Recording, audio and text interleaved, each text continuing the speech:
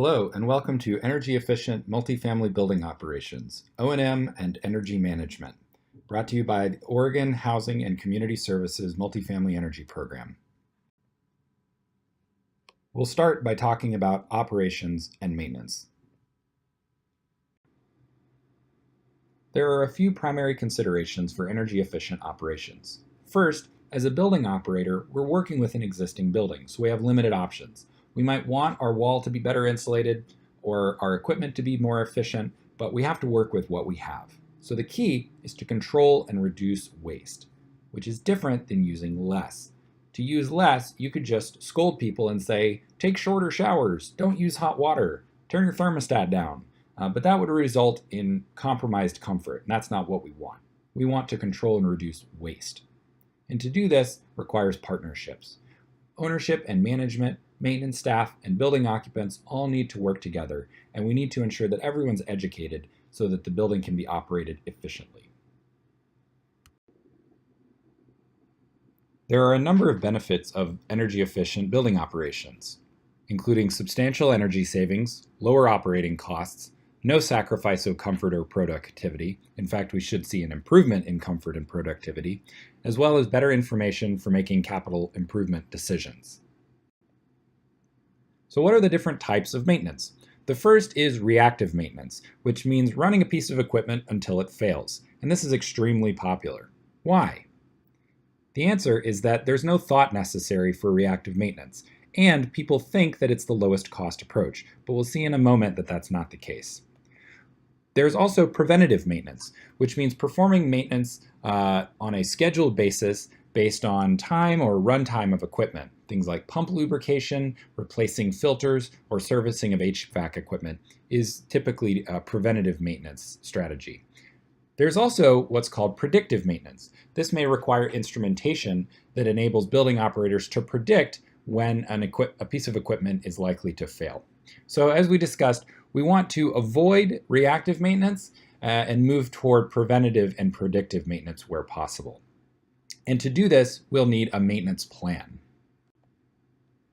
A maintenance plan, first and foremost, consists of a master equipment list that has nameplate information, location, service, operations, and maintenance manuals for every piece of equipment at the property.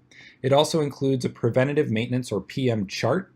This may come from those manuals in terms of what maintenance is required and how frequently, and then also some sort of preventative maintenance work order process that lists the task, skill and tools required, and estimated number of hours to complete that maintenance task.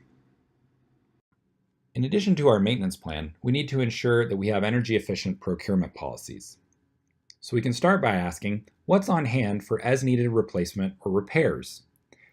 Even if we install great equipment as part of a new construction project or a major rehab, the things are going to break over time or get damaged, and we'll need to have equipment on hand to replace things as that happens. So we need to ensure that what we have on hand on site is just as efficient, if not better, than what we have installed to ensure that the building efficiency continues. Second, what is the standard practice for unit turnover? When units turn, we often have an opportunity to ensure that the equipment, that the fixtures in a unit are energy or water efficient. And so we need to ensure that our standard practice and our standard procedures for unit turnover ensures that what we put in at unit turn is just as good, if not better, as what was there before. Now let's talk about energy management. Starting with energy accounting. To control energy costs, we need to start by identifying what are we paying for. This may include electricity, fossil fuels, water, or other expenses such as groundskeeping. From here, we can look at how much of each of these we're consuming. And we can use utility bills or potentially more comprehensive utility benchmarking to answer that question. And from there, we can go on to analyze what is our realistic savings opportunity. A more detailed approach to energy accounting is to do baseload disaggregation or benchmarking. Baseload disaggregation means separating your baseload energy usage from your seasonal energy usage. Baseload just means energy usage that doesn't vary by season, such as ventilation, domestic hot water, lighting, or cooking. Seasonal energy usage does vary by season, and that's really just heating and cooling for the most part. Even better would be to use benchmarking. Benchmarking is a tool-based tracking of energy usage across multiple years or across an entire portfolio, which enables evidence-based targeting of buildings with the largest savings opportunities or operations and maintenance challenges.